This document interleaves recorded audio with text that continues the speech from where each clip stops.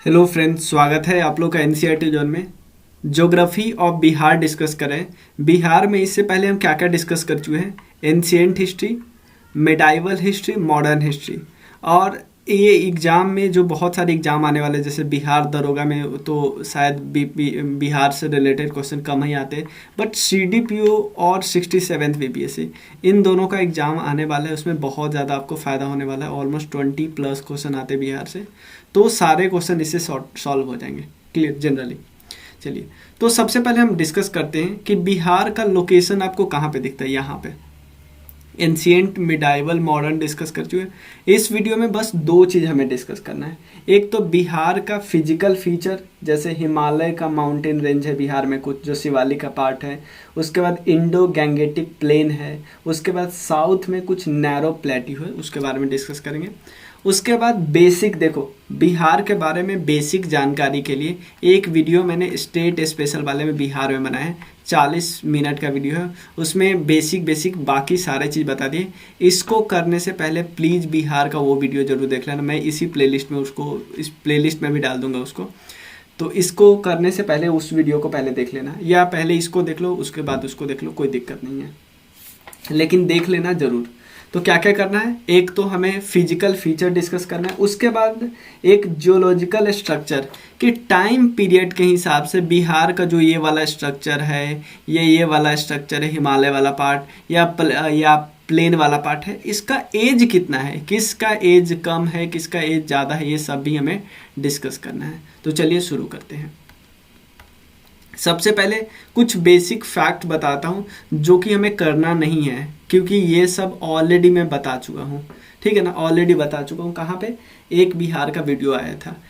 देखो, इसका फॉर्मेशन हुआ 22 मार्च 1912 में फॉर्मेशन, इसीलिए बिहार दिवस मनाया जाता है 22 मार्च को। ये तो हमें पता ही ना। एक और चीज़, जब बिहार को सेपरेट प्रोविंस बनाया गया था, किस एक्ट के through? Government of India act 1935। उसके बाद उड़ीसा, क्योंकि आपको पता है 1936 में उड़ीसा को अलग किया गया, तो उसके बाद इसी समय बिहार और उड़ीसा को सेपरेट प्रोविंस बनाया गया। पटना कैपिटल है, लार्जेस्ट सिटी भी पटना है। डिस्ट्रिक्ट टोटल 38 है। गवर्नर है श्री फाल्गु चौहान जी। ये सारे आपको मिल जाएगा, सिंपल बिहार सर्च करोगे ना तो सबसे पहला वेबसाइट आता है बिहार गवर्नमेंट का, उसी को मैंने कॉपी पेस्ट किया है जस्ट। और चीफ मिनिस्टर है Shri Nitish Kumar ji. 2 deputy chief minister है, एक है वुमेन रेणु देवी और एक है तारकिशोर प्रसाद। ठीक है ना। उसके अलावा जो हमारा यहाँ पे बिहार में लेजिस्लेचर है ना, बाई कैमरल है। बाई कैमरल का मतलब होता है 2 बॉडी होती है। ठीक है, एक होता है लेजिस्लेटिव असेंबली में 243 मेंबर है, एक लेजिस्लेटिव काउंसिल। लेजिस्लेटिव काउंसिल का चुनाव अलग से होता है, वो सब हम पॉलिटी में डिस्कस करेंगे कि इसका चुनाव कैसे होता है। इसका चुनाव तो डायरेक्ट होता है। ठीक है ना, क्लियर। और पटना हाई कोर्ट बना था, आपको पता है 1912 के आसपास। ठीक है, 1916 में, देख लेना एक बार। उसके अलावा एरिया की बात करते हैं, टोटल एरिया कितना है? 94,163 स्क्वायर किलोमीटर, यानी किलोमीटर का स्क्वायर। ठीक है, इतना याद कर सकते हो, क्लियर। ठीक है, टोटल पॉपुलेशन थोड़ा याद कर लेना, क्योंकि यार ज़्यादा टफ नहीं है। 10,40,99,452, 10,40,00,000। ठीक है, उसके अलावा डेंसिटी कितना है? 1106। मतलब 1 स्क्वायर किलोमीटर का मतलब क्या होता है? 1 किलोमीटर लंबाई, 1 किलोमीटर चौड़ाई। इससे जो स्क्वायर बनता है, यानी इससे जो वर्ग बनता है, उसमें कितने लोग आ सकते हैं? 1106 आदमी आ सकते हैं। ठीक है, उसके अलावा जो टाइम जोन है, आपको पता है पूरे देश का टाइम जोन यही है, ग्रीनविच मेरिडियन टाइम प्लस 5.5 घंटा, क्योंकि कौन है, क्या है, 82 डिग्री 30 मिनट। ठीक है, हिंदी है ऑफिशियल लैंग्वेज और एक एडिशनल लैंग्वेज है उर्दू। क्लियर, कोई दिक्कत नहीं। एडिशनल लैंग्वेज उर्दू भी है, और ये एक्चुअली वेबसाइट पे डायरेक्ट लिखा हुआ है। यहाँ पे हिंदी के साथ उर्दू नहीं लिखा था। यहाँ पे वेबसाइट देखोगे ना, आप खोलोगे, सिंपल बिहार सर्च करना है, उस पर ये वेबसाइट आ जाएगा। ठीक है, और ज़्यादा फैक्ट मैं नहीं कराऊंगा, क्योंकि और सारे फैक्ट हम करवा चुके हैं, मतलब एक वीडियो ऑलरेडी बना चुके हैं। ठीक है, जैसे यहाँ पे लैटिट्यूड देख लेते हैं। यहाँ पे लैटिट्यूड, लैटिट्यूड का मतलब ये होता है, देखो ये होता है, ये है इक्वेटर। ठीक है, इक्वेटर जैसे ये है मान लो सेंटर, यहाँ से जो एंगुलर डिस्टेंस होते हैं ना, एंगुलर डिस्टेंस यहाँ से, तो आपको पता है पूरा इंडिया ही यहाँ पे है, तो एंगुलर डिस्टेंस बिहार का मान लो ये है, ध्यान देना, यहाँ से गुजरता है इक्वेटर, मान लो यहाँ से इक्वेटर गुजरता है, ये है मान लो प्राइम मेरिडियन। तो ये हम एंगुलर एंगल लेते हैं, जैसे यहाँ बिहार का लेंगे हम, एक लाइन ऐसे खींचेंगे, इसको हम थीटा मान लेंगे, दूसरा लाइन बिहार का टॉप वाला खींचेंगे, इसको थीटा मान लेंगे। तो लैटिट्यूड यहाँ से लेके यहाँ तक, ये छोटा है बड़ा है, सेम यही है पॉइंट कि 24 डिग्री 20 मिनट 10 सेकेंड से लेके 27 डिग्री 31 मिनट, यही तक याद करें, बस 2 याद करो काफ़ी है। यानी ऑलमोस्ट 3 डिग्री का डिफरेंस है लैटिट्यूड में, ठीक है ना, 3 डिग्री का डिफरेंस है लैटिट्यूड में, और ऑलमोस्ट 5 डिग्री का डिफरेंस है लॉन्गिट्यूड में, 83 19 से 88 17, ठीक है ना। तो आपको सिंपल इससे पता चलेगा लैटिट्यूड यहाँ से लेके यहाँ तक है, लॉन्गिट्यूड यहाँ से लेके यहाँ तक है, ठीक है ना। इसमें पता चलेगा ना, जैसे मान लो यहाँ पे आपको पता चल जाएगा कि सबसे नॉर्थ डिस्ट्रिक्ट कौन है, यानी वेस्ट चंपारण, यानी मैक्सिमम लैटिट्यूड यहाँ पे होगा, मिनिमम कहाँ पे होगा, गया में, ठीक है ना। और सबसे अगर बात करें लॉन्गिट्यूड की, तो सबसे मिनिमम होगा सबसे वेस्टर्न में, क्योंकि आपको ग्रीन मेरिडियन यहाँ पे ना, तो सबसे मिनिमम यहाँ पे है 83 और यहाँ पे 88, समझ में आना। तो इन दोनों के बीच के डिस्टेंस हम इस एक लाइन यहाँ खींच देंगे ऐसे, एक लाइन यहाँ खींच देंगे ऐसे, और इन दोनों के बीच डिफरेंस है 483। एक लाइन ऐसे खींच देंगे, एक लाइन ऐसे खींच देंगे, इन दोनों के बीच की लंबाई है 345। यहाँ से यहाँ की लंबाई 483 नहीं है, ये बात ध्यान रखिएगा, समझ में आना कि यहाँ पे दिया हुआ,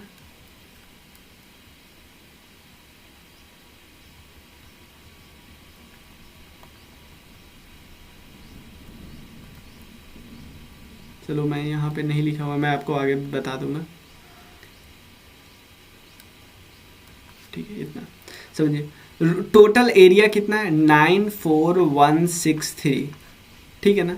उसमें से इतना तो रूरल एरिया है, यानी जो मैक्सिमम एरिया है वो रूरल एरिया ही है, तो मात्र 11.2% अर्बन एरिया है, याद रखें 11.2, 11.2 नहीं 11.3, ये है अर्बन एरिया 11.3, और ये कितना बचा 88.7%, ठीक है। टोटल एरिया हमने देख लिया, और सी लेवल से हाइट कितना है 173 फीट है, और नंबर ऑफ रेनी डेज कितना होता है ऑलमोस्ट 52 दिन, ठीक है, इतना ध्यान रख सकते हैं। उसके अलावा अब हम बिहार के डिस्ट्रिक्ट को देख लेते हैं, लेकिन हम थोड़ा सा कैलकुलेट अच्छे से डिस्कस करेंगे। पहले ध्यान दे दो, डिवीजन है 9, 38 डिस्ट्रिक्ट है, यानी एक डिवीजन में कई सारे डिस्ट्रिक्ट होंगे, सब डिवीजन है 101, इससे ज़्यादा हमें ध्यान नहीं रखना है। यहाँ पे नंबर ऑफ टाउन ध्यान रख सकते हैं 199, पुलिस स्टेशन नहीं ध्यान में रखना है, ये सब तो बस वेबसाइट पे था इसलिए दे दिया। ये रेलवे पुलिस डिस्ट्रिक्ट कितना है 4, इतना ध्यान रखिएगा, ठीक है। डेंसिटी ऑफ पॉपुलेशन मैंने देख लिया, हाईएस्ट डेंसिटी शिवहर में है, highest density, lowest density Kaimur में है 488, मोस्ट पॉपुलर डिस्ट्रिक्ट है पटना, ठीक है ना। उसके अलावा ऑलमोस्ट 58 लाख पॉपुलेशन है, लीस्ट पॉपुलस डिस्ट्रिक्ट है शेखपुरा, याद रखिएगा।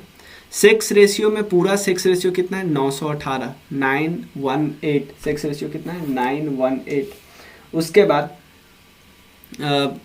हाईएस्ट सेक्स रेशियो किसका है गोपालगंज का है, और लोएस्ट किसका है 876 मुंगेर का है।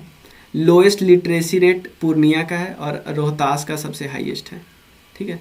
इतना बस थोड़ा सा ये मैं करने वाला हूँ वैसे भी, ठीक है। यहाँ पे हम डिस्ट्रिक्ट देख लेते हैं, तो थोड़े अच्छे से हम डिस्कस करेंगे 2 पिक्चर के साथ। यहाँ पे हमें पता चलेगा, एक सेकंड,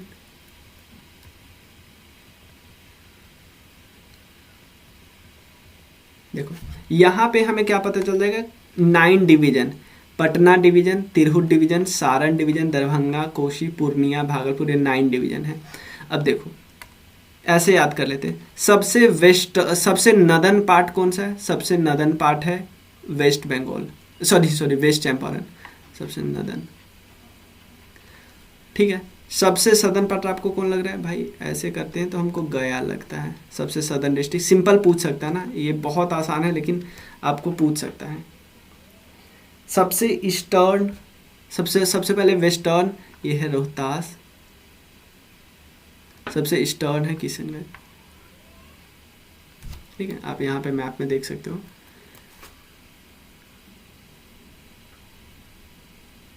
ओके, सबसे वेस्टर्न है कैमूर, ये थोड़ा सा ध्यान रख सकते हो, सो सॉरी, मैंने रोहतास देख लिया था, कैमूर है। ऐसे करो, जैसे नहीं पता चलता ना, ऐसे लाइन खींच के करो। ओह सो सॉरी, यहाँ पे भी पता चल जा रहा है। कैमूर का इस मैप में थोड़ा अच्छे से दिखाया नहीं गया है, इसीलिए मुझे नहीं पता चल रहा था। ऐसे देखो, ऐसे करो, आपको सीधा सीधा पता चल जाएगा। एक लाइन खींच लो ना यहाँ से। तो सबसे वेस्टर्न है कैमूर, सबसे ईस्टर्न है किशनगंज, गया है क्योंकि ऐसे लाइन खींचोगे तो गया सबसे साउथ में, और सबसे नॉर्थ में वेस्ट चंपारण। तो अब देखते हैं, यहाँ पे एक और पिक्चर है अच्छा सा। देखो देखो, कौन कौन सा डिस्ट्रिक्ट नेपाल के साथ, आपको सबसे पहले पता है ना, बिहार के नॉर्थ में है नेपाल, साउथ में है झारखंड जिसको 2000 में अलग किया गया था, ईस्ट में है वेस्ट बंगाल, और वेस्ट में है उत्तर प्रदेश। कौन कौन से डिस्ट्रिक्ट है जो नेपाल से बॉर्डर बनाते हैं? वेस्ट चंपारण, यहाँ पे देखो, ईस्ट चंपारण, सीतामढ़ी, मधुबनी, सुपौल, अररिया और किशनगंज। यहाँ देख सकते हो, समझ में आ गया। नेक्स्ट है, अब कौन सा ऐसा डिस्ट्रिक्ट है जो उत्तर प्रदेश से भी बॉर्डर बनाना है, नेपाल से भी? ये है वेस्ट चंपारण। याद रखना है कि नेपाल से भी बॉर्डर बनाता है एक लंबा सा, और उत्तर प्रदेश से भी बनाता है, इसको बोलते हैं वेस्ट चंपारण। उत्तर प्रदेश से कौन कौन बनाता है? वेस्ट चंपारण, गोपालगंज, 1 2 गोपालगंज, 3 सिवान, 4 है सारण अंदर सा, 5 है भोजपुर, 6 है बक्सर, 7 है कैमूर। ठीक है, अब देखिए, उसके बाद जो वेस्ट बंगाल से बॉर्डर बनाते हैं, एक है किशनगंज लंबा सा, उसके बाद पूर्णिया छोटा सा, उसके बाद कटिहार, इतना 3। यहाँ से फिर आ जाता है झारखंड। झारखंड में भोजपुर 1, बांका 2, 3 है जमुई, 4 है नवादा, 5 है गया, 6 है औरंगाबाद, 7 है रोहतास। ठीक है, कैमूर नहीं है, याद रखिएगा, कैमूर ऐसे है ना, कैमूर नहीं है। और कौन सा नेपाल और वेस्ट बंगाल दोनों से बॉर्डर बनाता है? ये याद रखिए, किशनगंज। जिस तरह नेपाल और यूपी दोनों से वेस्ट चंपारण, और इससे एक बारी क्वेश्चन आ चुका है, क्योंकि पटना है सबसे स्पेशल प्लेस, क्योंकि मोस्ट पॉपुलस है, और उसके बाद है कैपिटल। तो पटना देख लेते हैं, पटना से कौन कौन टच हो रहा है। एक है वैशाली 1, दूसरा है यहाँ पे सारण भी, तीसरा है भोजपुर, चौथा है अरवल, 5वां है जहानाबाद, 6ठा है नालंदा, 7वां है यहाँ तक आना पड़ना लखीसराय, 8वां है बेगूसराय, 9 है समस्तीपुर। ये क्वेश्चन आया हुआ था। ठीक है, कि पटना कितने राज्यों से बॉर्डर बना रहे हैं। देखो, गंगा के बारे में अभी थोड़ा भी हमने डिस्कस नहीं किया, हमें नेक्स्ट चैप्टर में गंगा जी के बारे में करना है पूरा। यहाँ पे हम नहीं चाहते हैं, क्योंकि थोड़ा भी अगर उनका थोड़ा ही फैक्ट करेगा तो फिर उनके डिटेल में घुसना पड़ेगा, इसलिए अभी नहीं करें। ठीक है, कोई दिक्कत नहीं। अब सबसे पहले हम डिस्कस करते हैं, 2 टॉपिक अब हमारा करना है, फिजियोग्राफिक डिवीजन, ठीक है ना, फिजियोग्राफिक डिवीजन और जियोलॉजिकल स्ट्रक्चर। सबसे पहले बिहार का लोकेशन देखिए। आपको नहीं लगता कि बिहार नेपाल के साथ बॉर्डर बनाया हुआ है? बिहार यहाँ पे आता है, ये वाला जो पार्ट है ना, वो ये वाला, ये ऊंचा आपको नहीं दिख रहा है, ये वाला यहाँ पे है बिहार, यहाँ पे, फिर इधर आके थोड़ा इधर ऐसे करके ऐसे कर दो। ठीक है ना, तो आपको नहीं लगता थोड़ा सा ये स्क्वायर शेप का है, सॉरी रेक्टेंगल शेप का है, रेक्टेंगल शेप का है, जिसका चौड़ाई है ज़्यादा, लंबाई है कम। 483 किलोमीटर है चौड़ाई, लंबाई है 345 किलोमीटर। अब देखो, अब यहाँ पे देखो, आपको क्या लगता है यहाँ पे जो लोकेशन है बिहार का, ये पार्ट नेपाल हिमालय से जुड़ा पड़ा है, मतलब हिमालय का पार्ट है, तो ये पार्ट है शिवालिक। ठीक है, ये पार्ट तो आपको पता है यहाँ से गंगा रिवर पास करती है, लेकिन सदर्न वाला पार्ट आपको नहीं लगता ये झारखंड का बचा हुआ पार्ट है, मतलब यहीं से झारखंड अलग हुआ, तो ये पार्ट जहाँ जैसी झारखंड पे प्लेट्यू वगैरह है वैसे यहाँ पे मिल जाएगी। ठीक है ना, तो मेजॉरिटी है प्लेन, ध्यान देना, मेजॉरिटी है प्लेन, और बाकी कुछ पार्ट यहाँ पे हिमालय का है, यानी कुछ पार्ट यहाँ पे हिमालय का पार्ट आ गया और कुछ पार्ट सदर्न में प्लेट्यू का पार्ट आ गया, बाकी प्लेन ही है। ठीक है ना, आपको लोकेशन यहाँ पता चल रहा है, यहाँ पे झारखंड का कुछ पार्ट, ये है पार्ट हिमालय का और बाकी पूरा प्लेन है। कोई दिक्कत, हिमालय यहीं से गुजरती है ना, क्योंकि पटना से होकर गुजरती है, सॉरी गंगा नदी। क्लियर, कोई दिक्कत नहीं है ना। एक और चीज़ याद रखिएगा, 7.42% है फॉरेस्ट कवर बिहार में, ये मैं आपको आगे दिखाऊंगा।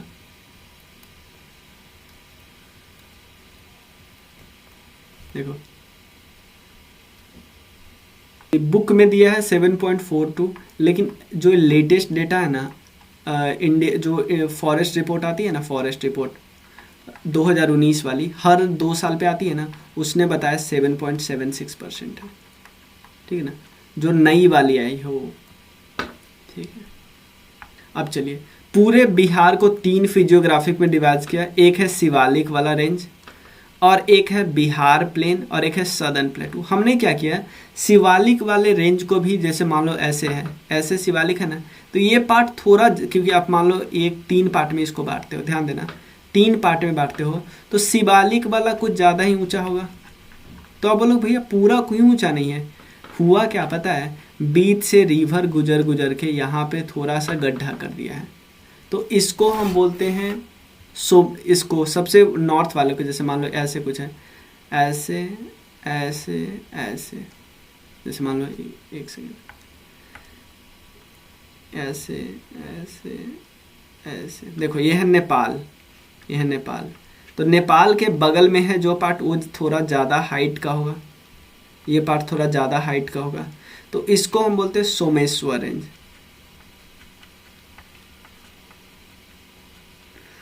इस पार्ट को बोलते हैं जो सोमेश्वर रेंज है। उसके बाद जो थोड़ा और नीचे आते हैं, ये है वैली, इसको बोलते हैं डून वैली, डून वैली, या इसको हम बोलते हैं हर्षा रिवर वैली। उसके बाद होते हैं, ये है सोमेश्वर रेंज का, ये है रामनगर डून। अब देखो यहाँ पे वर्ड है डून, इसका मतलब डून या जो भी बोलते हैं, इसका सिंपल मतलब है, क्योंकि यहाँ से आए, ध्यान देना, यहाँ से जब भी कोई भी हिमालय से जो भी सामान आता है, बड़े बड़े पत्थर को वो अपने पैर के पास रख के और चला जाता है।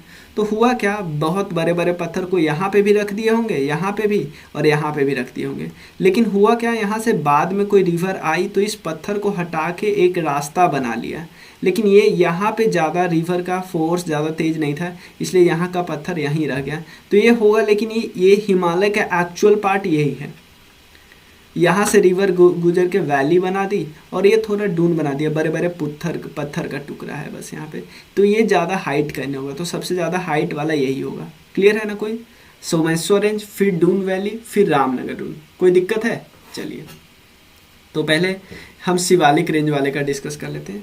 सबसे पहला हम देखते हैं सोमेश्वर रेंज। सोमेश्वर रेंज यानी बात कर रहे हैं 3 पार्ट में है। सबसे पहला है, अगर नेपाल की तरफ से बात करें, सबसे पहले सोमेश्वर रेंज, उसके बाद है डून वैली, उसके बाद है Ramnagar Doon. Someshwar range, Doon valley, Ramnagar Doon. Someshwar valley, Someshwar Doon valley, Ramnagar, तीनों कैसे बना आपको पता चल गया ना। सबसे पहले देखिए सोमेश्वर रेंज का हम लोकेशन देखते हैं। यहाँ पे है एक त्रिवेणी घाट, त्रिवेणी कैनाल, त्रिवेणी घाट से लेके यहाँ पे भिखनाथोरी एक जगह है, वहाँ तक ये फैला हुआ है। भिखनाथोरी यहाँ पे अच्छे से नहीं दिख रहा है, इसमें आपको दिखेगा अच्छे से, ये है भिखनाथोरी, ठीक है ना। त्रिवेणी घाट से लेके भिखनाथोरी वाला पूरा एरिया। क्लियर, कोई दिक्कत नहीं। चलिए, मतलब ये देख रहे हो ना, बिहार का सबसे छोटा सा पार्ट है। यहीं पे आपको मिलेगा वाल्मीकि टाइगर रिजर्व और Valmiki national park. Valmiki tiger reserve है, नेशनल पार्क है छोटा सा, यह है पूरा टाइगर रिजर्व, ठीक है। चलिए, तो समझ में आया। उसके बाद ये इंडिया और नेपाल के बीच बाउंड्री बनाता है, नॉर्मल बात है। और इसका सबसे हाईएस्ट पॉइंट है सोमेश्वर फोर्ट, जो कि 874 मीटर है। सिंपल समझो ना, एक बिहार का ये वाला पार्ट है, इसको हमने 3 भाग में बांटे, एक सबसे ऊपर, फिर बीच, फिर सबसे नीचे, मतलब हाइट की वजह से बांटे, तो ये फिर ये बहुत नीचे, ये थोड़ा ऊपर, ऐसे। तो इसको हम बोलते हैं सोमेश्वर रेंज, इसको बोलते हैं Doon valley, valley valley valley, पानी गुजरा, और इसको बोलते हैं रामनगर डून, रामनगर डून। ठीक है, 3 पार्ट में बांट दिया, समझ में आया, कोई दिक्कत नहीं। अब देखो सोमेश्वर रेंज हमने समझा, यहाँ पे एक ट्राइब रहती है और थारू ट्राइब बोला जाता है, थारू ट्राइब यहाँ पे रहती है। और कई लोग तो पता है इनको थोड़ा सा बोलते हैं कि ये गवर्नमेंट के खिलाफ रहती है, ठीक है ना, गवर्नमेंट के खिलाफ रहती है। तो इस पे एक मैं आपको उस वीडियो का लिंक डाल दूंगा, ग्रुप में डाल दूंगा, वो वीडियो देख लेना। आपको थारू के बारे में 1 से 1.5 मिनट का वीडियो है, आपको थारू के बारे में काफ़ी कुछ पता चल जाएगा। किसी ने वो किया था शायद यहाँ पे जाके, जो भी ब्लॉग बनाना नहीं होता है, ठीक है। सेकेंड है रामनगर डून। पहले हम डून वैली कर लेते हैं, फिर हर्ष वैली को डून वैली, पहले रामनगर डून कर लेते हैं, ठीक है। Ramnagar Doon almost 214 kilometre square में है। ये सबसे southern side of Someshwar hill है और mark by broken hilly region. Simple समझो ना, मैंने बताया था ना, एक हिली रीजन था एक साथ, लेकिन बीच में एक मतलब ऐसे करके, हिली रीजन ऐसे नहीं होता, थोड़ा यहाँ पे गया, लेकिन बीच से ये ऐसे है, बीच से एक रिवर जाके गुजर के यहाँ पे पास बना दिया, पास बना दिया ऐसे। अब ऐसे हो के ऐसे ऐसे ऐसे ऐसे ऐसे हो गया, ठीक है ना। तो ये है, पहले क्या था, ये सोमेश्वर रेंज, ये है डून वैली या हम इसको हर्ष वैली बोलते हैं, हर्षा वैली, और इसको बोलते हैं रामनगर डून। इसका एरिया है 214 किलोमीटर स्क्वायर। ये सबसे सदर्न साइड है किसका, सोमेश्वर हिल का। सोमेश्वर हिल का सदर्न साइड है, क्योंकि नेपाल नॉर्थ है तो ये सबसे सदर्न साइड है। मैं तो समझाने के लिए ऐसे समझाया ना, क्योंकि ऐसे ऐसे थोड़ी समझ सकते हैं। सबसे ये ब्रोकन हिल है, हिल का ब्रोकन पार्ट है। ब्रोक कौन किया भाई, नदी ने ब्रोक कर दिया, ठीक है ना। और इसका सबसे हाईएस्ट पीक कौन सा है, संतपुर पीक, सबसे हाईएस्ट है संतपुर पीक, ठीक है। अब देखो हर्ष वैली की बात करते हैं, इसका लेंथ ऑलमोस्ट 24 किलोमीटर है। ये रामनगर डून, मतलब नॉर्थ में इसके सोमेश्वर रेंज है, साउथ में है रामनगर डून, बीच में ये वैली है जिसको हर्ष वैली बोलते हैं या डून वैली बोलते हैं। इसको हम बरहा रिवर, वैली ऑफ बरहा रिवर भी बोलते हैं, वैली ऑफ बरहा रिवर ये बोलते हैं। कोई दिक्कत नहीं, क्लियर है कि नहीं। एक चीज आपसे पूछा जा सकता है, जैसे इसका हमने देखा एरिया कितना है, इसका एरिया मतलब इसका एरिया है ऑलमोस्ट 75 किलोमीटर स्क्वायर, मतलब सोमेश्वर रेंज का एरिया है। उसके बाद सोमेश्वर रेंज का एरिया इतना है। उसके बाद नीचे आते हैं डून वैली, उसका एरिया है almost, Doon valley 586 kilometre square. उसके नीचे आते हैं रामेश्वर डून, उसका एरिया है almost 214 square kilometre. Ramnagar 214 square kilometre square. आपसे सिंपल पूछे, इन तीनों में सबसे लार्जेस्ट एरिया या सबसे स्मॉलेस्ट एरिया, या आप अरेंज कीजिए, आराम से कर सकते हो। सबसे लार्जेस्ट है वो वैली जहाँ से पानी गुजरा है, उसके बाद आते हैं नीचे जो टूटा हुआ है रामनगर, उसके बाद आते हैं सबसे सदर्न, ठीक है। सबसे नदन ये है, इसका हाइट इतना, इसका हाइट है 240 मीटर। ये तो डेप्थ वाला पार्ट है। एरिया याद करना इसका, आप एरिया याद कर सकते हो, वो ज़्यादा सही है, 586 किलोमीटर। चलिए अब आते हैं, बात करते हैं बिहार के प्लेन की। तो एक चीज़ और बताते हो, टोटल बिहार का एरिया था 94163 किलोमीटर स्क्वायर। इसमें से प्लेन का पार्ट आपको पता है कितना है, 96.27%। 96.27% प्लेन वाला पार्ट है। उसमें से ध्यान देना, उसमें से जो 62.86% नदर्न प्लेन है, 62.86, यानी सिंपल एक फैक्ट यहाँ से पता है, नॉर्दर्न प्लेन ग्रेटर देन है सदर्न प्लेन। अब नदर्न ये डिवाइड कौन करता है, मेन रिवर है गंगा। देखो नदर्न प्लेन और सदर्न प्लेन को डिवाइड करने वाला एक गंगा है। अब क्वेश्चन होता है प्लेन बनाने वाला कौन है, तो गंगा है, और उसके अलावा बहुत सारे ट्रिब्यूटरी है, लेकिन मेन जो रिवर है बांटने वाला है गंगा रिवर, लेकिन और भी बहुत प्लेन है जो क्या करते हैं, इसको डिवाइड करते हैं, ठीक है। मतलब बहुत सारी रिवर है जो प्लेन बनाती है, ठीक है। पता है प्लेन को हम 4 भाग में वैसे डिवाइड करते हैं बिहार में। उत्तरी मैदान है जहाँ ना, उसको 4 भाग में डिवाइड करते हैं। सबसे नॉर्थ में आएगा तराई वाला पार्ट। होता है क्या, देखो जहाँ पे हिल्स खत्म होते हैं उसके जस्ट बाद तो बहुत सारा रखा जाता है, क्या बहुत ज़्यादा पत्थर आ जाता है, उसको हम बोलते हैं भाबर। भाबर उसके जस्ट नीचे बहुत सारे वाटर निकल जाते हैं। होता है क्या, यहाँ से पानी आया तो पानी सबसे पहले अपने पास बहुत सारे पत्थर छोड़ देती है, लेकिन पत्थर में पानी घुस गया बाहर निकल देती है यहाँ पे, ठीक है ना। तो और समझते, इसको हम बोलते हैं भाबर, इसको बोलते हैं तराई।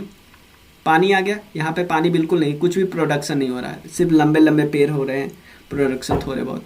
उसके बाद यहाँ पे अब रिवर आती है, तो जहाँ पे रिवर पानी अपना गुजारती है उसके बगल में जो प्लेन होते हैं उसको बोलते हैं खादर। खादर क्यों, क्योंकि यार वो फर्टाइल ज़मीन बनाते हैं। और हो सकता है पहले जो खादर था अब रिवर वहाँ से गुजरना बंद कर दी तो वो एरिया क्या बचेगा, बंजर। बंजर इतना ठीक है। इसके बाद एक और एरिया होता है जहाँ पे पानी जमा हो जाती है, अनवांटेडली पानी जमा हो जाती है, एक थोड़ा डीप वाला एरिया होता है, जैसे तराई टरा, उसको हम बोलते हैं चौर या उसको बोलते हैं मन। चौर या मन बोलते हैं जहाँ पे पानी जमा हो जाता है।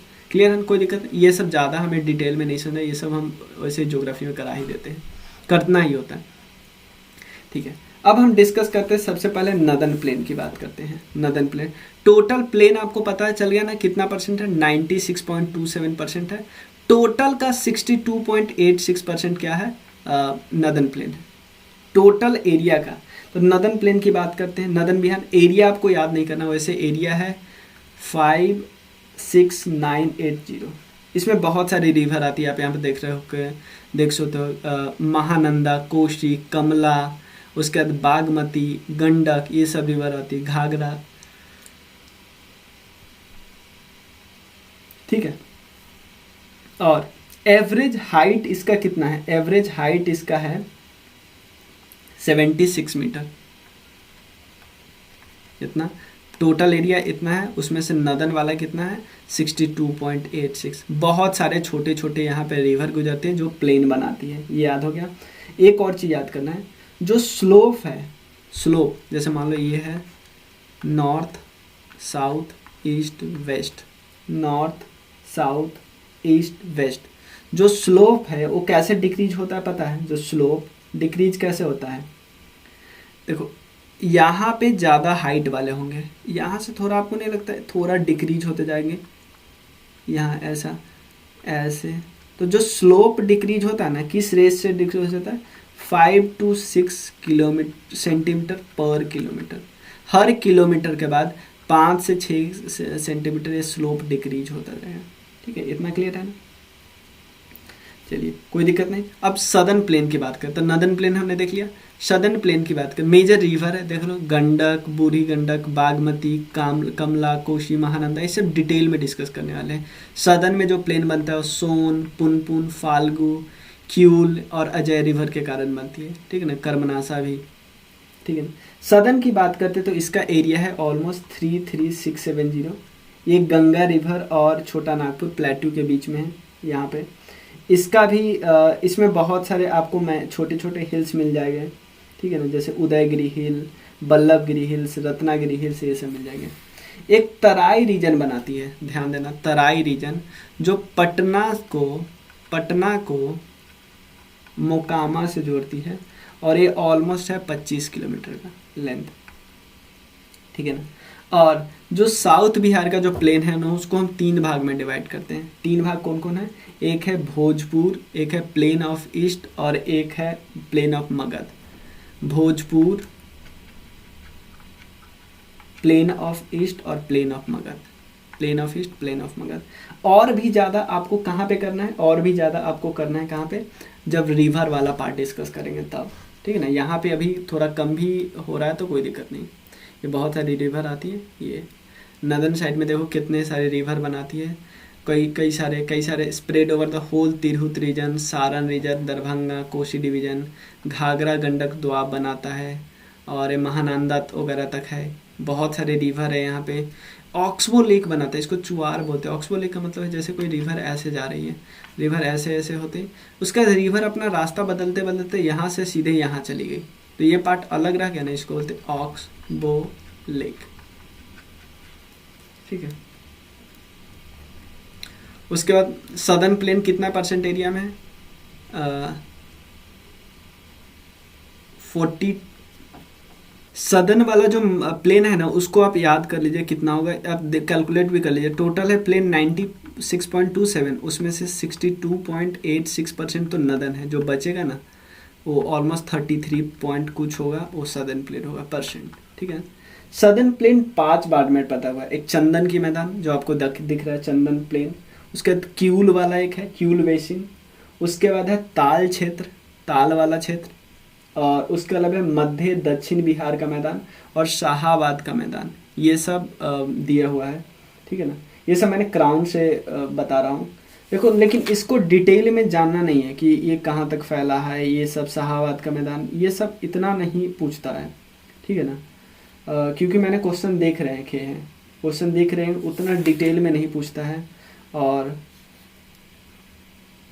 एक टॉपिक और हमें करना है, वो है ज्योग्राफिक स्ट्रक्चर। ज्योग्राफिक स्ट्रक्चर, उसमें हम पता है क्या करेंगे, एज वाइज डिस्कस करेंगे। जैसे ये वाला हमें टॉपिक अभी रह गया है चैप्टर में, ये वाला हमें टॉपिक कि ये वाला हमें धारवाड़ रॉक है, धारवाड़ रॉक किस चीज़ से बना, आर्चियन प्लेन से। विंध्यन वाला जो विंध्यन माउंटेन का ये पार्ट है, उसका टर्शियरी जब हिमालय का फॉर्मेशन हुआ था, उसका क्वाटरनरी जब जो प्रेजेंट रूप आया था, जब बहुत सारे रिवर बनी थी, वो बात। ठीक है। तो ये सब हमें डिस्कस करना है। ये टॉपिक 15 मिनट का और है, हो जाएगा हमारा। इससे पहले ज़रूर आप देख लें हमारा लेक्चर जो बिहार स्पेशल पे है। ठीक है ना। एक और चीज़, अगर आपको क्राउन जीके का कोर्स अप्लाई करना है, ऑलमोस्ट 120 वीडियो हो चुका है। इसमें एंशिएंट हिस्ट्री, वर्ल्ड ज्योग्राफी, ठीक है, और उसके अलावा है केमिस्ट्री, बायोलॉजी, और अभी हम कर रहे हैं इकोनॉमी, मेडाइवल भी हो गया है। ठीक है। तो जल्दी जल्दी हम एग्ज़ाम से पहले कंप्लीट करने की कोशिश करेंगे। आप लोग ज्वाइन कर सकते हो। ये है एक्चुअली इंग्लिश में है। ठीक है। इंग्लिश में लिखा हुआ है, इंग्लिश में बुक, जो इंग्लिश वाली बुक है, लेकिन समझाने का जिस तरह अभी ये है वैसे ही है। ठीक है। और NCERT समरी भी हम स्टार्ट करेंगे, इसको आप ज्वाइन कर सकते हो। बस इस नंबर पे एक मैसेज कर देना है, 9582062485। चाहे Lucent objective, Rakesh Yadav sir के ऑब्जेक्टिव भी, ये प्राइस देख सकते हो, आप मैसेज कर देना, उसके बाद बात कर लेंगे। चलिए मिलते हैं। Thank you so much.